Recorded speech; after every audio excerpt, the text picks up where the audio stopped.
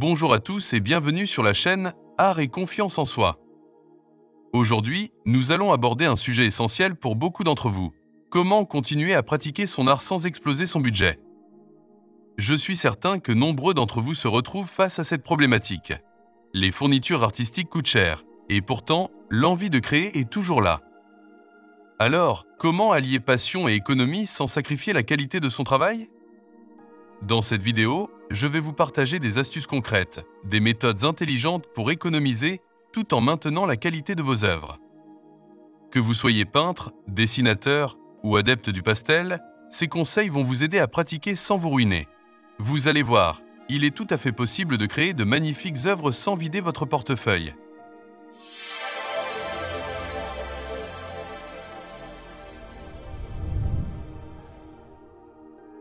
Si vous appréciez ce genre de contenu, un petit pouce bleu et votre abonnement à cette chaîne m'encourageront à vous proposer d'autres sujets tout aussi utiles.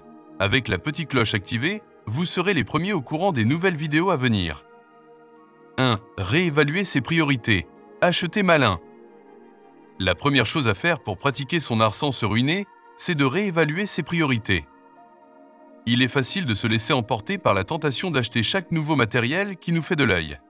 Mais avant d'acheter quoi que ce soit, demandez-vous, en ai-je vraiment besoin pour avancer dans ma pratique? Certaines fournitures sont plus importantes que d'autres. Par exemple, en peinture, les pinceaux et les toiles de qualité peuvent durer plus longtemps s'ils sont bien entretenus. Ce qui nous amène à une première astuce, acheter des produits durables. Il vaut mieux investir dans quelques bons pinceaux que d'en avoir des dizaines de qualités médiocres qui s'abîmeront vite. De plus, concentrez-vous sur les matériaux qui servent directement votre progression artistique. Si vous débutez, inutile de dépenser des fortunes dans des pigments de qualité professionnelle. Il existe de très bons produits pour débutants qui vous permettront d'évoluer sans dépenser un bras. L'idée est d'investir au bon moment dans du matériel plus coûteux, une fois que vous avez développé vos compétences. 2. Utilisez des alternatives moins coûteuses. Beaucoup d'artistes oublient qu'il existe des alternatives aux matériaux traditionnels. Vous seriez surpris de voir à quel point on peut être créatif avec un budget réduit. Prenons quelques exemples. Supports alternatifs. Vous n'êtes pas obligé d'acheter des toiles préfabriquées pour peindre. Pourquoi ne pas utiliser des cartons ou des panneaux de bois récupérés? Vous pouvez même recycler du papier ou des vieux journaux pour créer des fonds intéressants. Ces supports peuvent offrir des textures surprenantes et donner une touche unique à vos œuvres. Peinture maison. Fabriquer ses propres peintures est aussi une bonne idée. Par exemple, avec de la craie, du pigment naturel et un liant, vous pouvez créer vos propres couleurs. Cela peut aussi être une façon amusante d'expérimenter tout en économisant. Outils de fortune. Parfois, les meilleurs outils ne se trouvent pas en magasin. Utilisez des matériaux trouvés dans la maison, comme des éponges, des fourchettes ou même des brosses à dents pour créer des textures différentes.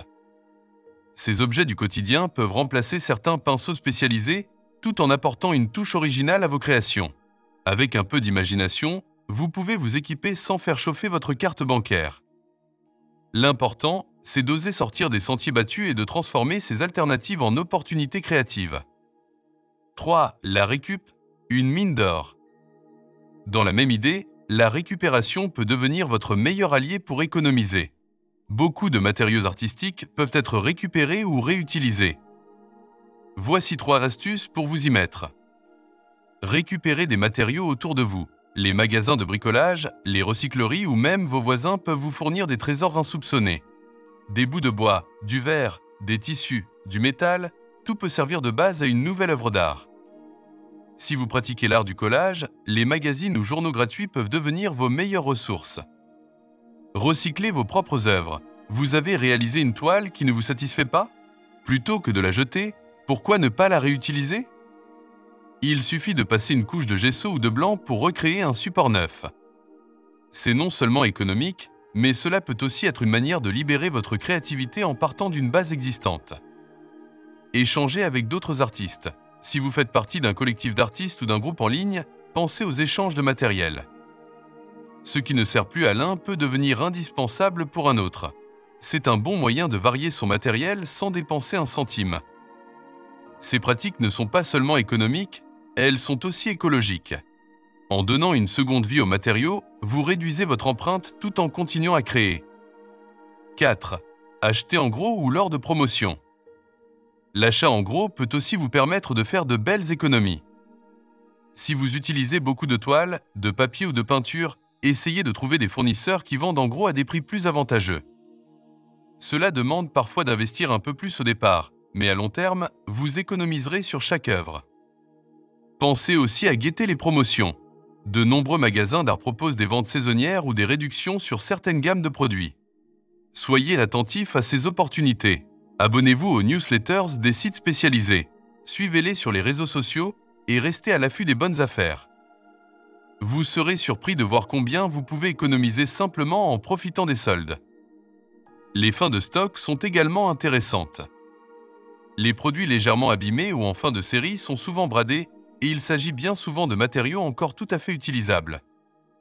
Vous pouvez faire de grandes économies sans compromettre la qualité de votre travail. 5. Se tourner vers les marques d'entrée de gamme. Il est facile de croire que seuls les produits haut de gamme vous permettront d'obtenir des résultats professionnels, mais ce n'est pas forcément vrai.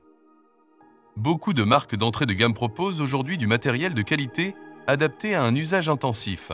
Surtout si vous êtes encore dans une phase d'apprentissage, il n'est pas nécessaire de dépenser des sommes folles pour du matériel que vous utiliserez avant tout pour vous entraîner. Prenons les pastels par exemple. Inutile de démarrer avec les gammes les plus chères. Des marques accessibles proposent des couleurs vives, des textures agréables, tout en étant respectueuses de votre budget. L'important, c'est de savoir quel matériel est adapté à votre pratique. Avec le temps et l'expérience, vous pourrez investir dans du matériel de plus grande qualité pour des œuvres spécifiques, mais il est tout à fait possible de s'épanouir artistiquement avec du matériel moins cher sans perdre en créativité. 6. Faire durer son matériel. Une autre manière de pratiquer son art sans se ruiner est de prendre soin de son matériel. Souvent, les fournitures artistiques s'usent rapidement, mais avec un peu d'entretien, elles peuvent durer bien plus longtemps. Voici 3 astuces simples. Nettoyez vos pinceaux. Prenez le temps de bien les nettoyer après chaque utilisation. Utilisez de l'eau tiède et un savon doux pour enlever toute trace de peinture. Les pinceaux de qualité peuvent durer des années s'ils sont bien entretenus. Conservez vos pigments. Pour ceux qui utilisent des pigments en poudre ou de la peinture en tube, il est important de bien refermer les contenants après usage. Une bonne conservation permettra d'éviter que vos matériaux ne sèchent ou ne se détériorent.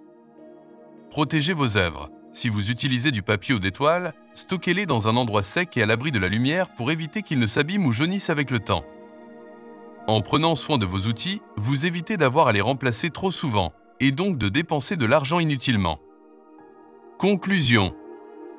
Voilà, vous voyez qu'il existe plein de façons de pratiquer son art sans exploser son budget. L'important, c'est de rester créatif dans votre manière d'aborder votre matériel et d'utiliser ce que vous avez sous la main. Que ce soit en récupérant des matériaux, en fabriquant vos propres outils ou en guettant les bonnes affaires, il y a toujours une solution pour continuer à créer tout en faisant des économies. Alors, dites-moi dans les commentaires, quelles sont vos astuces pour économiser en pratiquant votre art ? Avez-vous déjà essayé certaines des techniques que je vous ai présentées ? Si cette vidéo vous a été utile, n'hésitez pas à mettre un pouce bleu et à vous abonner à la chaîne pour ne pas manquer les prochains conseils. Merci à tous d'avoir regardé et à très bientôt pour une nouvelle vidéo créative.